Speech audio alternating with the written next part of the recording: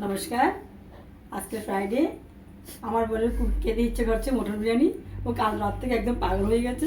সকালবেলা উঠলো, মন্দিরে গেল, পুজো টুজো করে আসলো, আন্ডা সিদ্ধ করে দিলাম, খেলো, তারপর মটন নিয়ে আসলো। এখন আমি মটন বিরিয়ানি বানাচ্ছি। দেখুন, প্রথমে আমি মটনটাকে ভালো করে ম্যারিনেট করে নিলাম। এর মধ্যে দিয়ে দিলাম হলুদের গুঁড়ো, মরিচের গুঁড়ো, লঙ্কার গুঁড়ো, জিরার গুঁড়ো, আদা বাটা, রসুন বাটা, পেঁয়াজ বাটা, পেঁয়াজ কুচি, সরষের তেল ভালো করে মেখে নিলাম।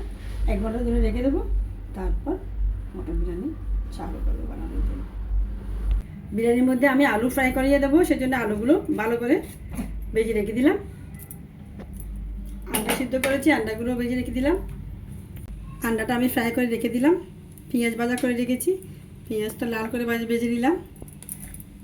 এখন আমি এগুলো কীভাবে ঢালবো সেটা আমি দেখাবো। আধা ঘন্টা 1 ঘন্টা পর আমি আবার আসবো, বিরিয়ানি চালু করবো। বিরিয়ানির সাথে মিষ্টি রায়তা খেতে খুব মজা লাগে, সেজন্য আমি আজকে নিলাম একটা গাজর, একটা ক্ষীরা। প্রথমে আমি ক্ষীরা আর গাজরকে ঘিষে নেব।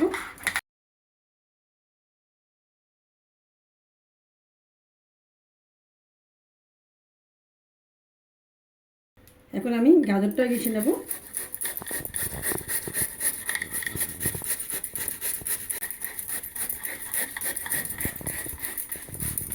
আজকে বিরিয়ানি খাবো তো সেজন্য খুব খুশি লাগছে। এখন আমি নিয়েছি দই, প্লেন দই। এর মধ্যে আমি ঢেলে দেবো গাজর আর ক্ষীরা।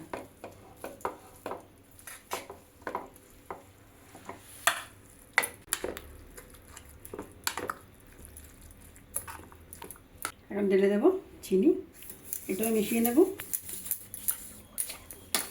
সব কিছু মিশিয়ে এখন আমি আধা 1 ঘন্টার জন্য ফ্রিজের মধ্যে রেখে দেবো, ঠান্ডা হয়ে যাক।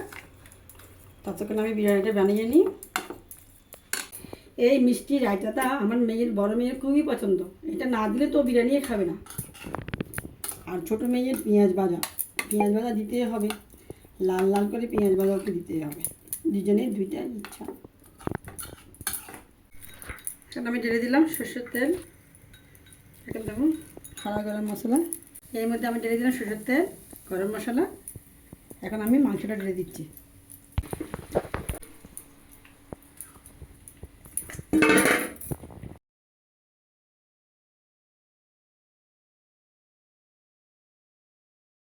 এখন আমি ঢাকনা লাগিয়ে দিচ্ছি। চুলার আঁচটা একটু ছোটো করে দেবো। এখন বিরিয়ানির জন্য আমি গোবিন্দভোগ চাল নিয়েছি। চালটা আমি ভালো করে ধুয়ে নিলাম, পানিটা আমার জ্বলে যাক। চুলাতে আমি ওগুলো দিয়েছি, এখন দিয়ে দিচ্ছি।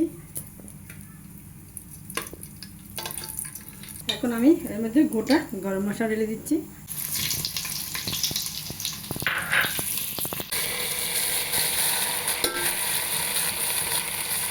চালটা আমি ভালো করে ভেজে নেব।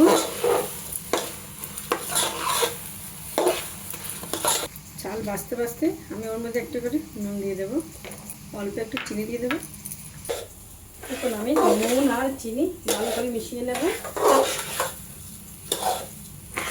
চাল আমার ভাজা হয়ে গেছে। এখন চালের মধ্যে আমি সামান্য একটু গরম জল ঢেলে দেবো।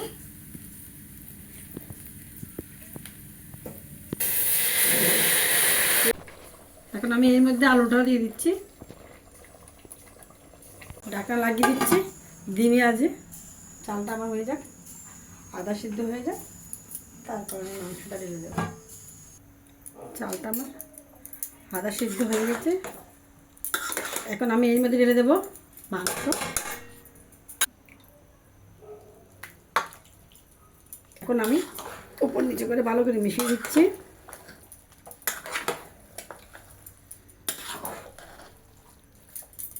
এখন আমি এর মধ্যে ঢেলে দেবো বিরিয়ানি মশলা। মশলাটা আমি ভালো করে মিশিয়ে নেব।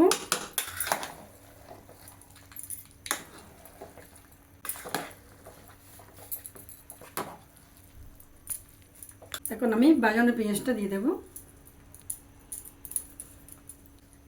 ডিমগুলো বসিয়ে দেবো। এখন আমি ঢাকনা লাগিয়ে দিচ্ছি, চুলার আঁচটা ছোটো করে দেবো।